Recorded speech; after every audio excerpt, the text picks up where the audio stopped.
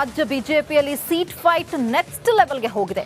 ಇಷ್ಟು ದಿನ ಪರೋಕ್ಷವಾಗಿ ಪೆಟ್ಟು ಕೊಡ್ತಿದ್ದ ನಾಯಕರು ಈಗ ನೇರ ಧಮಕಿ ಹಾಕೋದಕ್ಕೆ ನಿಂತಂತೆ ಕಾಣಿಸ್ತಾ ಇದೆ.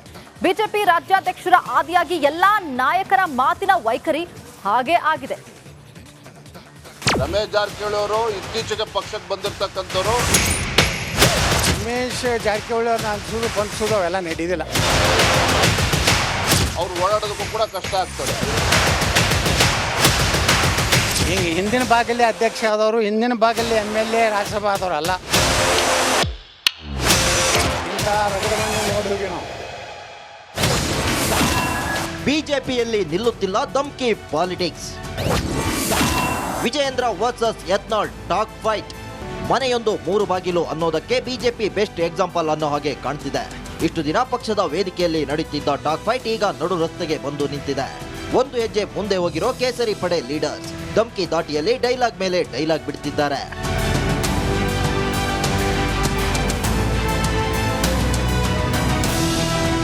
ಮಾಜಿ ಮುಖ್ಯಮಂತ್ರಿ BS ಯಡಿಯೂರಪ್ಪ ಅವರ ಬಗ್ಗೆ ರಮೇಶ್ ಜಾರಕಿಹೊಳಿ ಆಡಿದ ಮಾತಿಗೆ ಬಿಜೆಪಿ ರಾಜ್ಯಾಧ್ಯಕ್ಷರು ನಿಗಿ ಕೆಂಡವಾಗಿದ್ದಾರೆ. ಕೊನೆ ಹಂತದಲ್ಲಿ ಬಂದರೆ ಈಗ ವಯಸ್ಸಾಗಿದೆ, ಇನ್ನು ಪಕ್ಷ ಎಲ್ಲ ಕೊಟ್ಟದೆ ನಿಮಗೆ. ಪಕ್ಷನ ಬ್ಲ್ಯಾಕ್ ಮಾಡಬೇಡಿ, ದಯವಿಟ್ಟು ನಿಮ್ಮ ಸಹಿತ ವಿಜೇಂದ್ರ ಬಂದ ನೀವು ಹಾಳಾಕ್ರಿ. ರಮೇಶ್ ಜಾರಕಿಹೊಳಿ ಅವರು ಇತ್ತೀಚೆಗೆ ಪಕ್ಷಕ್ಕೆ ಬಂದಿರತಕ್ಕಂಥವ್ರು. ಯಡಿಯೂರಪ್ಪನವ್ರ ಬಗ್ಗೆ ಮಾತನಾಡಬೇಕಾದ್ರೂ ನಾಲ್ಗೆ ಬಿಗಿ ಹಿಡಿದು ಮಾತನಾಡಬೇಕು. ಪತ್ರಿಕೆಗಳ ಮುಂದೆ ಕೂತ್ಕೊಂಡು ಯಡಿಯೂರಪ್ಪನವ್ರ ಬಗ್ಗೆ ಮಾತನಾಡಿದ್ರೆ ರಾಜ್ಯದಲ್ಲಿ ಲಕ್ಷಾಂತರ ಕಾರ್ಯಕರ್ತರ ಮನಸ್ಸಿಗೂ ಕೂಡ ನೋವಾಗ್ತದೆ. ಅವ್ರು ಓಡಾಡೋದಕ್ಕೂ ಕೂಡ ಕಷ್ಟ ಆಗ್ತದೆ. ರಮೇಶ್ ಜಾರಕಿಹೊಳಿ ಈ ರೀತಿ ವಿಜೇಂದ್ರ ಯಡಿಯೂರಪ್ಪ ವಿರುದ್ಧ ಎಲ್ಲ ಮಾತಾಡಿದ್ರೆ ರಾಜ್ಯಾದ್ಯಂತ ಓಡಾಡಕ್ಕೆ ಕಷ್ಟ ಆಗುತ್ತೆ. ಅವ್ರು ಬೆಂಬಲಿಗರಿದ್ದಾರಂತೆ. ಏನು ಹೊಡಿತಾರತ್ತೇನ್ರಿ ವಿಜೇಂದ್ರ ಹೊಡೆಸ್ತಂತ್ರಿ? ಅಲ್ಲ ಶಿಕಾರ್ಪುರ್ನಾಗ ಮಾತಾಡಲಿ. ನನಗೇನಾರ ಅದನ್ನ ಅಂದ್ರೆ ಅವ ಕರ್ನಾಟಕ ಅಡ್ಡಾಡೋದು ಕಠಿಣ ಆಗ್ತದೆ. ನಮಗೇನು ಇಲ್ಲ ಅಂದ್ರೆ ನಾವೇನು ಹಿಂಗೆ ಹಿಂದಿನ ಭಾಗದಲ್ಲಿ ಅಧ್ಯಕ್ಷ ಆದವರು, ಹಿಂದಿನ ಭಾಗದಲ್ಲಿ MLA ರಾಜ್ಯಸಭಾ ಆದವರು ಅಲ್ಲ. ಜನರ ಪ್ರೀತಿಯಿಂದ ಆದವರು ಇದೀವಿ. ಇನ್ನು ಆಟ ಇಷ್ಟಕ್ಕೆ ಮುಗಿಯೋದಿಲ್ಲ. ಮುಂದಿನ ಫೆಬ್ರವರಿಯಲ್ಲಿ ನಡೆಯುವ ಚುನಾವಣೆ ಮೇಲೆ ಎಲ್ಲರ ಲಕ್ಷ್ಯ ನೆಟ್ಟಿದೆ. ಬಿಜೆಪಿ ಬೆಂಕಿಯ ಬೇಗುದಿ ನಂದಿಸೋಕೆ ಕೇಂದ್ರ ನಾಯಕ JP ನಡ್ಡಾ ಬಂದ್ರು. BSY ಕೂಡ ಸಂಧಾನ ತಂತ್ರ ರೂಪಿಸಿದ್ರು. ಆದ್ರೆ ರಾಜ್ಯ ಬಿಜೆಪಿ ಪಾಲಿಗೆ ಅದ್ಯಾವುದೂ ವರ್ಕೌಟ್ ಆದಂತೆ ಕಾಣ್ತಿಲ್ಲ. ಒಂದು ಕಡೆ ನಾನೇ ಅಧ್ಯಕ್ಷ ಅಂತ ವಿಜಯೇಂದ್ರ ಹೇಳುತ್ತಿದ್ರೆ, ನಮ್ಮ ಬಣದಲ್ಲೂ ಅಧ್ಯಕ್ಷ ಗಾದಿಗೆ ಅಭ್ಯರ್ಥಿಗಳಿದ್ದಾರೆ ಅಂತ ಯತ್ನಾಳ್ ಸಿಡಿಯುತ್ತಿದ್ದಾರೆ. ಸಂತೋಷ, ಅವ್ರಿಗೆ ದೇವ್ರು ಒಳ್ಳೇದು ಮಾಡಲಿ ಅಂತ ನಾನು ಹಾರೈಸ್ತೇನೆ. ನೋಡ್ರಿ, ಪಕ್ಷವನ್ನು ಗಟ್ಟಿಗೊಳಿಸ್ತೇನೆ, ಭಾರತೀಯ ಜನತಾ ಪಾರ್ಟಿಯನ್ನು ಸ್ಪಷ್ಟ ಬಹುಮತದೊಂದಿಗೆ ಅಧಿಕಾರಕ್ಕೆ ತರ್ತೇನೆ ಅಂಥೇಳಿ ರಾಜ್ಯದ ಅಧ್ಯಕ್ಷನಾಗಿ ಇವತ್ತು ಮತ್ತೆ ಹೇಳ್ತಾ ಇದ್ದೇನೆ ಅಂತ ಹೇಳಿದ್ರೆ ಅದರ ಅರ್ಥ ನಾನು ಅಧ್ಯಕ್ಷನಾಗಿ ಮುಂದುವರಿತೇನೆ, ಪಕ್ಷವನ್ನು ಕೂಡ ಬಲಪಡಿಸ್ತೇನೆ. ಇದರ ಜೊತೆ ಬಿಜೆಪಿ ಸಂಘಟನೆ ವಿಚಾರದಲ್ಲೂ ನಾಯಕರ ಮಧ್ಯೆ ವಾಕ್ಸಮರ ಮುಂದುವರೆದಿದೆ.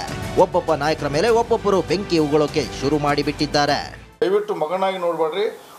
ಒಬ್ಬ ಫೇಲ್ ಆದಂಥ ಅಧ್ಯಕ್ಷ ತಿಳ್ಕೊಂಡು ದಯವಿಟ್ಟು ಹೈಕಮಾಂಡ್ ಕನ್ವಿನ್ಸ್ ಮಾಡಿ ಹೊಸ ಅಧ್ಯಕ್ಷ ಮಾಡೋಕ್ಕೆ ನೀವು ಸಹಕಾರ ಕೊಡಿ. ನಿಮ್ಮ ಕೊಡುಗೆ ಭಾಳ ಇದೆ, ಅಪಾರದ ಕೊಡುಗೆ ಇದೆ. ವಿಜೇಂದ್ರ ಬೆನ್ನತ್ತ ನೀವು ಹಾಳಾಕ್ರಿ. ಈ ಸಂದರ್ಭ ಹೇಳಕ್ಕೆ ರಮೇಶ್ ಜಾರಕಿಹೊಳಿ ಅವರು ಎಚ್ಚರಿಕೆಯಿಂದ ಮಾತನಾಡಬೇಕು. ಯಡಿಯೂರಪ್ಪನವರು ರಾಜ್ಯ ಕಂಡಂಥ ಅಪ್ರತಿಮ ಹೋರಾಟಗಾರ.